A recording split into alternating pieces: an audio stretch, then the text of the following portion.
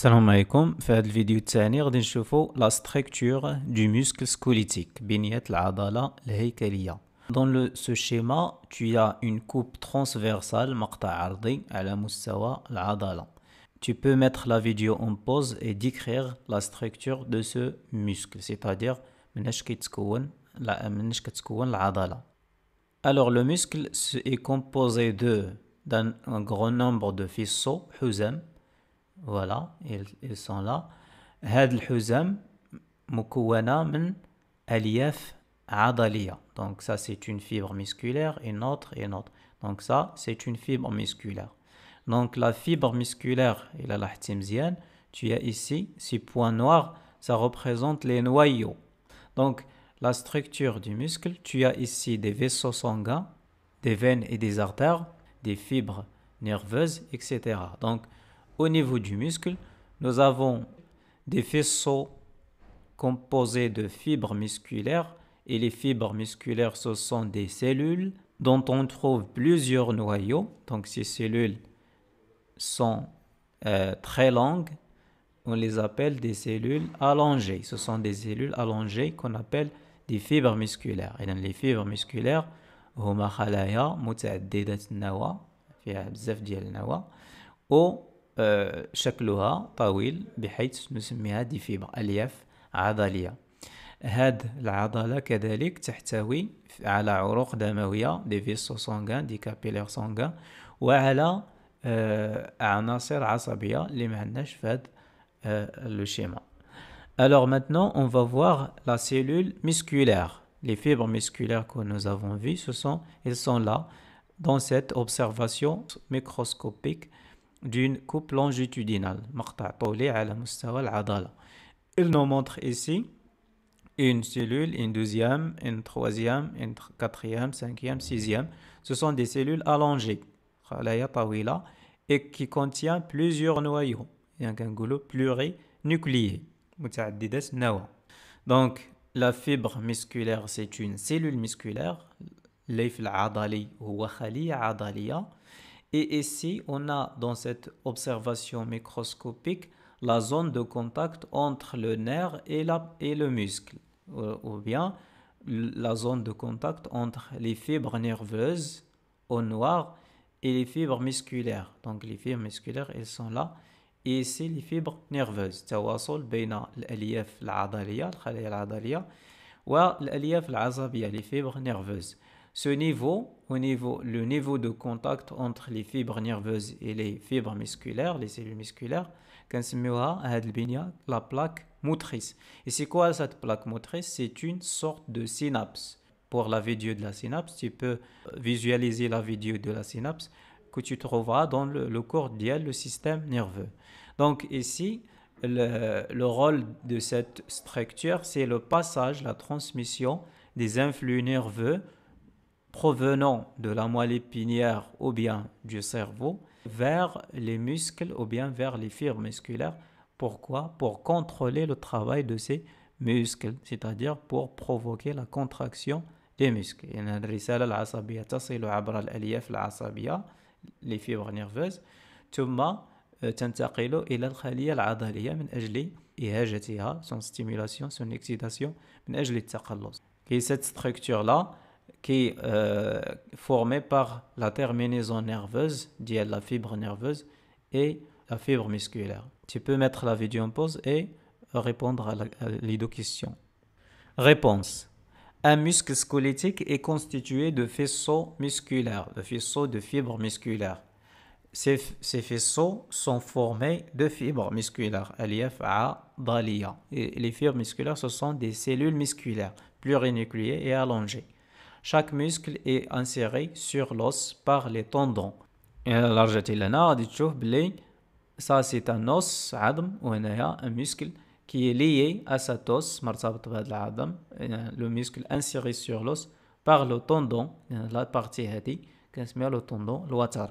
La plaque motrice, c'est la zone du contact entre une fibre nerveuse et une fibre musculaire. منطقة تواصل بين الخلايا العصبية والخلايا العضلية, بين الليف العضلي والليف العصبي. La plaque motrice est un type particulier de la synapse نوع من les synapses. Il permet la transmission de l'influx nerveux moteur de la fibre nerveuse vers la fibre musculaire pour contrôler, pour commander sa contraction. Tu as une petite conclusion ici, tu peux mettre la vidéo en pause et lire cette petite conclusion. Maintenant, on va voir la troisième partie, les besoins de la contraction musculaire.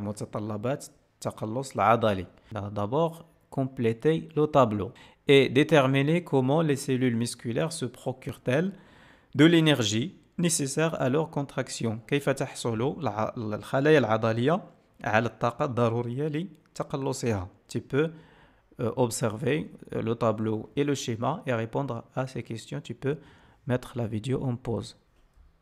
Réponse. Le tableau représente la composition du sang qui traverse le muscle.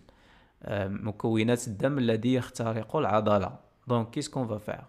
On va prendre 100 ml du sang من هذا الدم اللي داخل العضلة قبل ما يوصل العضلة وغناخدو 100 ml ديال لو sang بعد ما كيدوز في العضلة ويخرج من العضلة.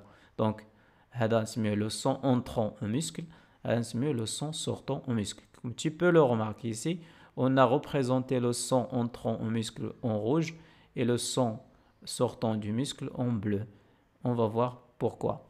Donc, on va compléter d'abord le tableau. Tu as ici le sang entrant, le sang sortant. Qu'est-ce qu'on va comparer? On va comparer la quantité de dioxygène, le O2, dans le sang entrant et le sang sortant. Et on va calculer la différence et on va dire est-ce que le dioxygène est consommé, ou bien rejeté. Et voilà, donc 20 moins 15, on dirait la différence, le farq, c'est 5 millilitres.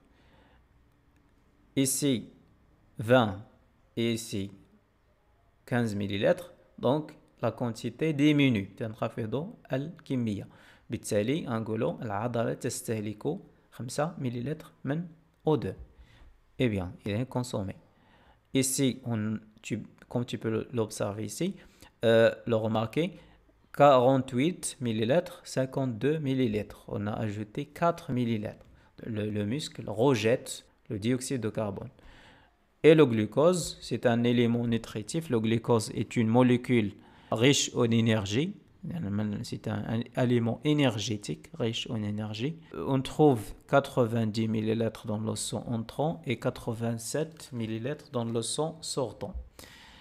Si on calcule la différence, on a 3 millilitres. C'est-à-dire, ici, la quantité est plus importante dans le sang entrant et moins importante dans le sang sortant. C'est-à-dire, on va dire que le muscle consomme le glucose. Pour la deuxième question, pour que le muscle se contracte, il a besoin d'énergie. من أجل تقلص العضلة تحتاج إلى الطاقة.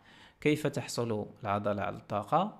تحصل على الطاقة باستعمال O2 et le glucose. Donc, le muscle obtient de l'énergie nécessaire à sa contraction en utilisant, en consommant le dioxygène et le glucose. Comment le glucose et l'oxygène arrivent jusqu'aux cellules musculaires? C'est par le sang.